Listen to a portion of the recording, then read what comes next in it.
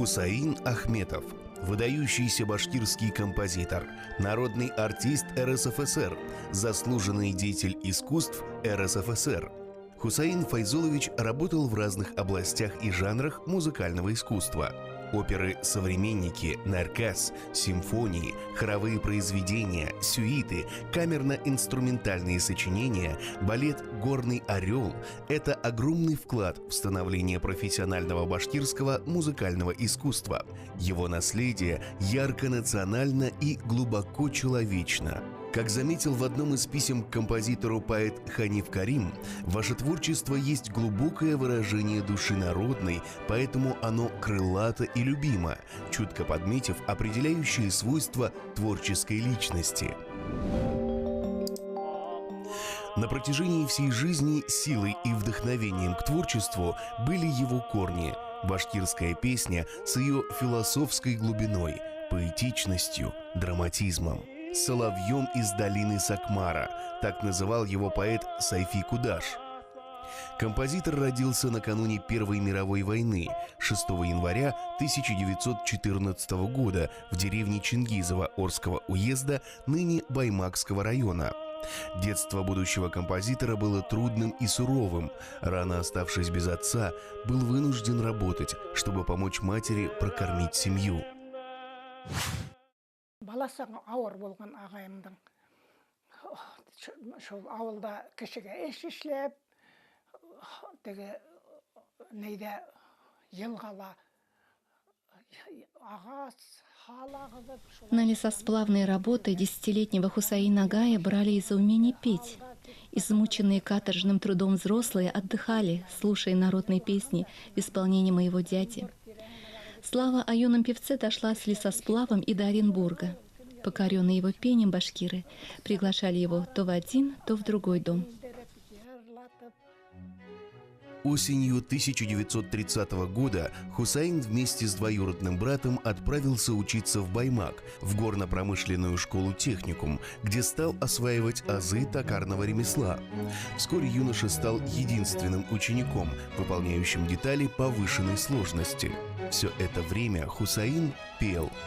Услышав исполнение протяжных песен, башкирский драматург Сагит Мифтахов, занимавший должность секретаря Баймакского райкома партии, посоветовал учиться мастерству пения в профессиональной школе. Хусаин внял совету старшего товарища. Отучившись год в Казанском музыкальном техникуме, летом 1932 года Хусаин приезжает в Москву и узнает о наборе в Башкирскую национальную оперную студию в консерватории. Курс был организован выдающимся башкирским музыкантом, певцом Газизом Аль-Мухаметовым. Не учеба только, а воспитание. Точно говорили мне они. Вот учиться в Москве можно даже, ничего не воспринимая, ходить по улицам Москвы и читать афишу. Это второй институт. И в Московской консерватории, и в Ленинградском хореографическом училище имени Вагановой очень большое значение придавали воспитанию общей культуры. Там не просто композиторов, вокалистов, артистов балета выпускали, там выпускали национальную интеллигенцию, там воспитывали эту интеллигенцию. Однокурсниками Хусаина были Бану Валеева, Гата Сулейманов, Хабир Галимов, Габдрахман Хавибуллин. Основам вокала его обучали воспитавшие не одну плеяду сильнейших вокалистов Берта Кацева и Евгений Янахович. Это был период интенсивного духовного роста будущего композитора. Сама атмосфера столицы, просмотры и обсуждения различных театральных постановок формировали его музыкальный вкус. Сидя за инструментом, Хусаин Файзулович любил импровизировать и исполнять то, что давно звучало в его душе. Слух о его сочинениях дошел и до преподавателей консерватории. В 1936 году Ахметов становится студентом сразу двух отделений – вокального и композиторского. Я как-то увидела у нас в институте объявление о том, что в Академии наук будет проходить научно-практическая конференция. Я не знаю, откуда у меня взялась эта мысль, но я почему-то подумала, так, а я хочу выступить на этой конференции и хочу рассказать о творчестве композитора Хусайна Ахметова. Подумала я, наверное, только потому, что я других композиторов тогда не знала. Недолго думая, я прибежала к ним, они жили на улице Ткаева, и прям сходу заявила, что вот, мол, в Академии наук проходит конференция, я хочу выступить с творчеством о вашем творчестве. И он так посмотрел на меня внимательно и сказал: Гульназ, а ты прошла такой предмет, как анализ музыкальных произведений? Я сказала: нет. И вот чем больше он задавал эти вопросы, так очень осторожненько, я понимала, что это была глупая идея выступить с таким докладом. Конкретно перечислял все эти навыки, которыми должен обладать музыковед. То есть я хочу сказать, что он вот с моего первого курса дал мне какую-то такую музыкантскую установку. Впоследствии я уже четко следовала вот этим его, можно сказать, инструкциям. Ну а впоследствии случилось так, что я о нем написала книгу. Хусаина все более и более увлекала композиция. Из произведений студенческой поры наибольшей ценностью обладает первая часть сюиты для скрипки и фортепиано «Фантазия на тему народной песни «Буранбай», одна из лучших башкирских скрипичных миниатюр. Но учебу в консерватории прервала война.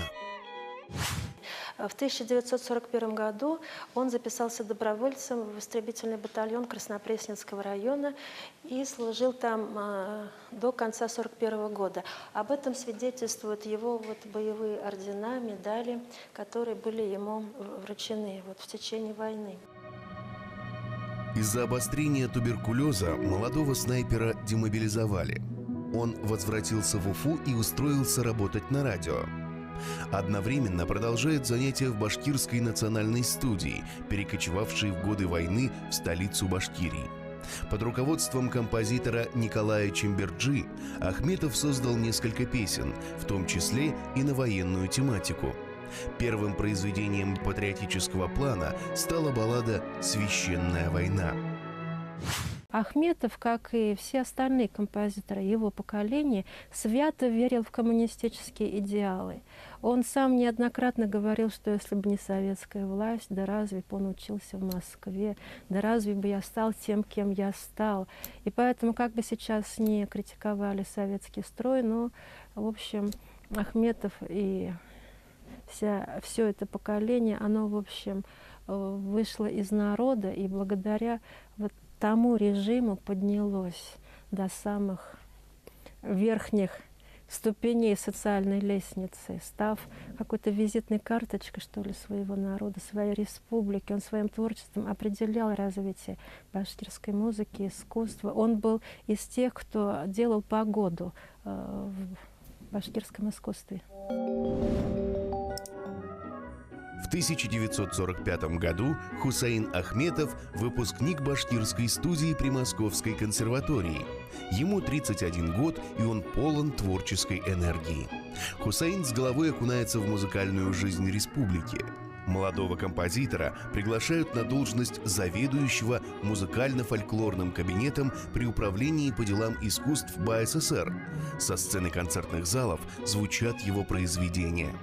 В 1946 году Хусаин Ахметов становится руководителем Башкирской государственной филармонии.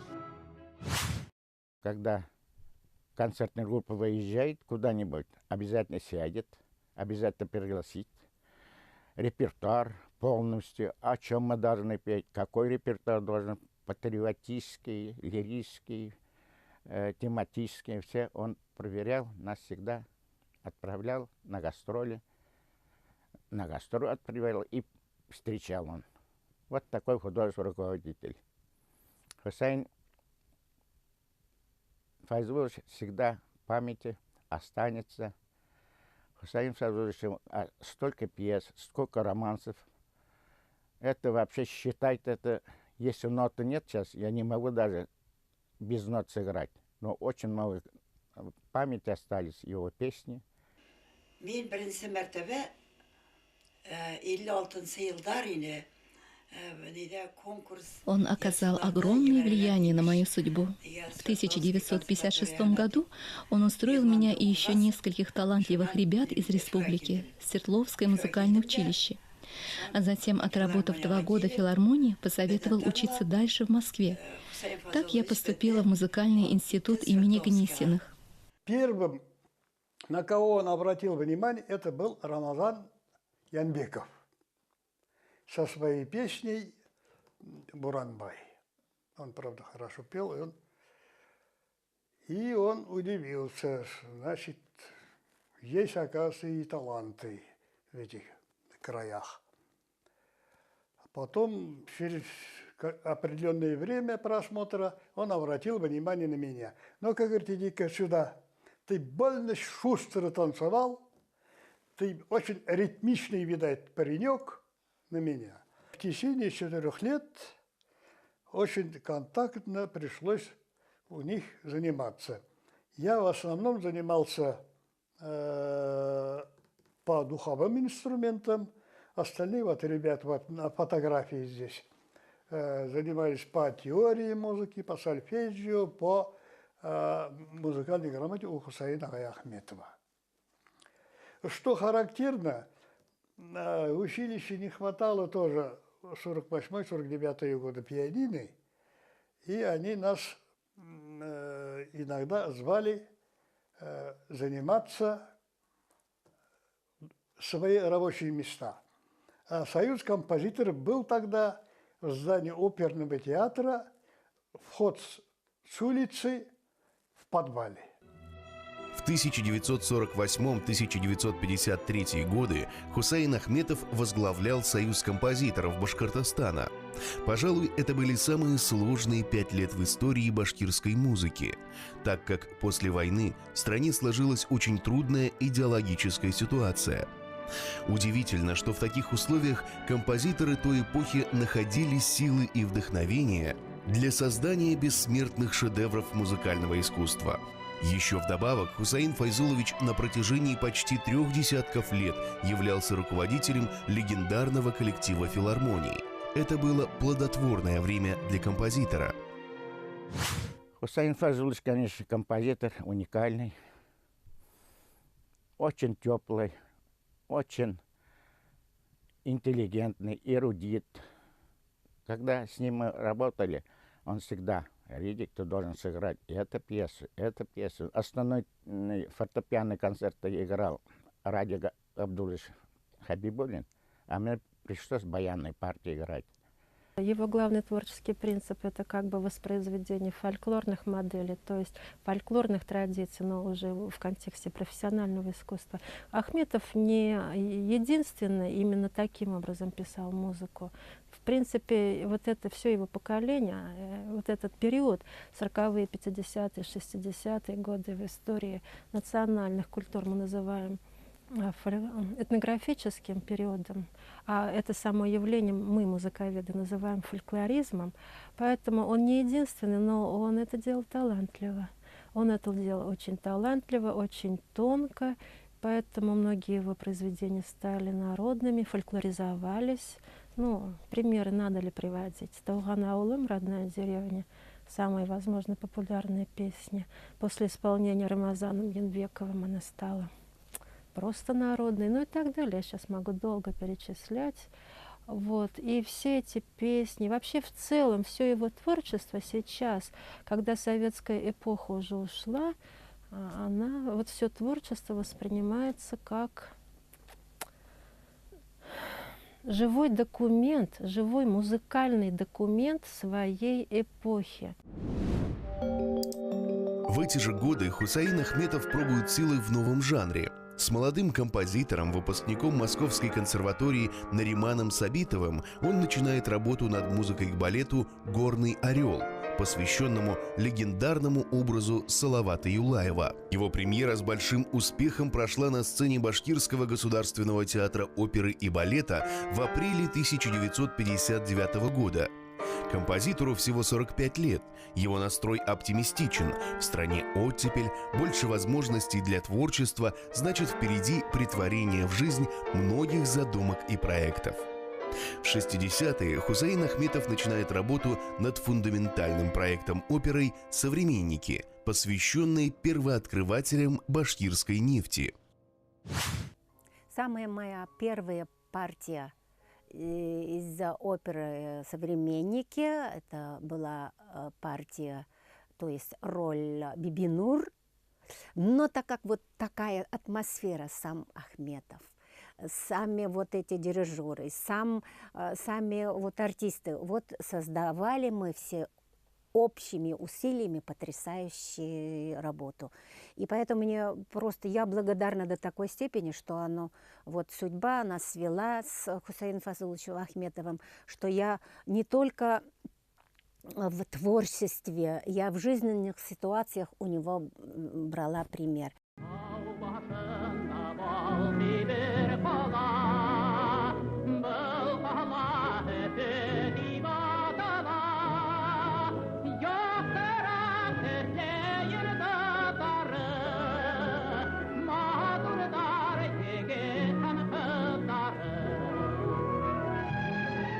Музыкальной летописью советской эпохи можно назвать песенное творение Хусаина Ахметова, где композитор очень искренне выражает идеи того времени.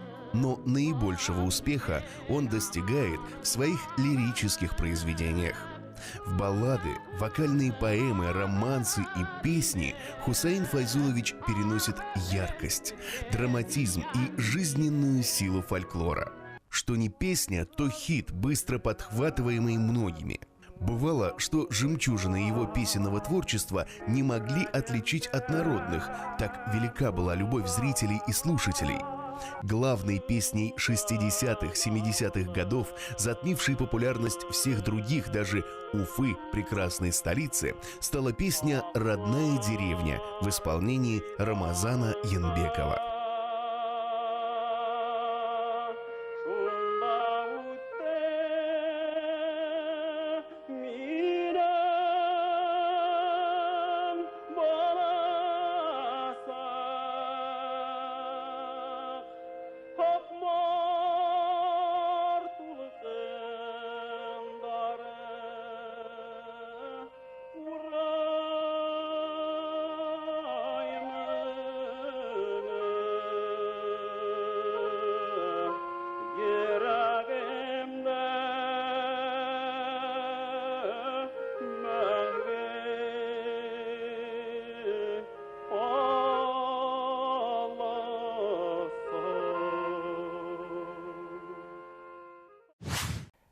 Встреча, когда правительственные концерты были.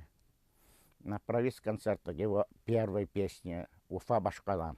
«Уфа моя столица» на слова Рагиды Янбулатовой. Потом почти Хакмару Кайдарат, «Туган аулым». Biz indi Ayrat Kalmöf degen piyanist menen onun Bibinur Aryahan men neyde Efe. Еще задолго до премьеры оперы «Замандаштар» мне посчастливилось самой первой исполнить арию Бибинур, и не где-нибудь, а на голубом огоньке в Ленинграде. Я исполняла со сцены многие песни, написанные Ахметовым, и он всегда был доволен. Хусаин Ахметов женился еще студентом Московской консерватории. Избранницей стала Рауза Фатиховна, врач, в будущем много лет проработавшая на кафедре инфекционных болезней Башкирского медицинского института. В любви и согласии Рауза Апай и Хусаин Агай прожили вместе 55 лет и воспитали 3 детей. Старшая Зульфира выбрала профессию матери. Она доктор медицинских наук. Вторая дочь Гульнара Апай Ахметова тоже очень известный музыковед. Закончила Гнесинский институт в Москве, у нее очень много публикаций. И, кстати, о Хусайне Файзуловиче тоже она выпустила в 2010 году монографию и свое видение. Вот мне эта книга, знаете, чем ценна. Там очень много личных наблюдений о нем, не просто как о композиторе, а как об отце. Вот какой он был, Хусаин, в быту, какой он был в общении личном со своими друзьями, знакомыми. Вот лично вот эта книжка мне приоткрыла какие-то такие стороны его личности. Ну а Мурат Хусайнович — это вообще известнейший композитор, это как бы это умнейший человек, это ходячая энциклопедия. Он в 70-е годы был даже заместителем председателя Союза композиторов Москвы. Он тоже общался с самыми выдающимися музыкантами, деятелями. И он тоже очень много сделал для развития башкирской музыки.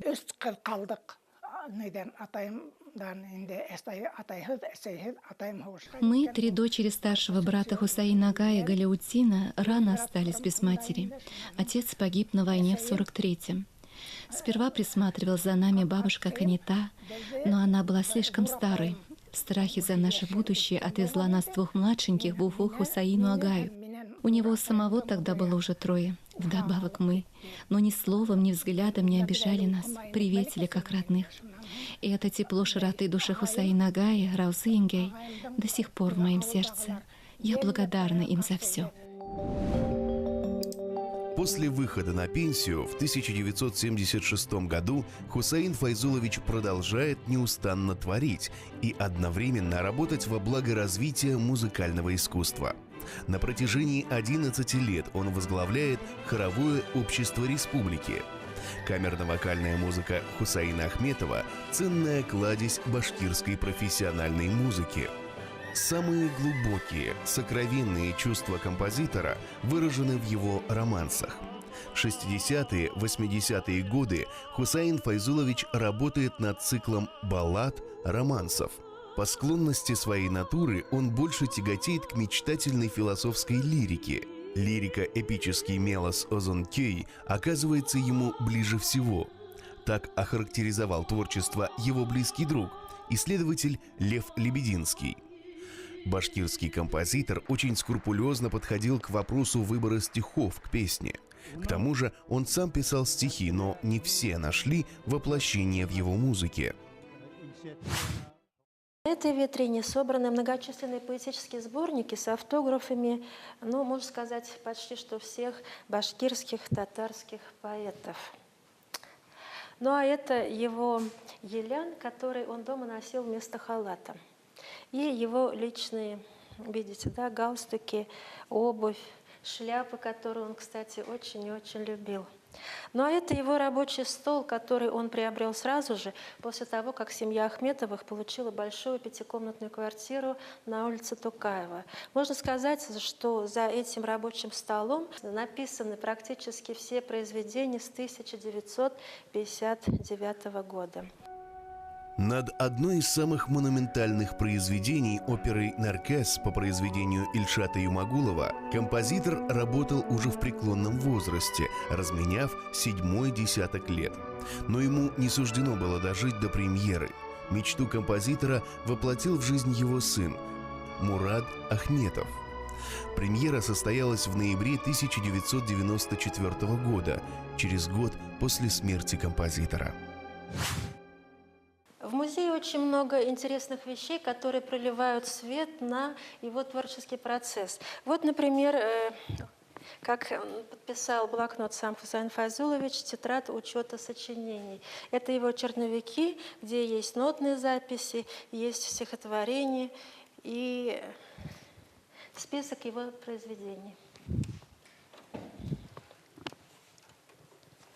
На этой витрине хранятся клавиры 2 его опер «Современники» и «Наркес».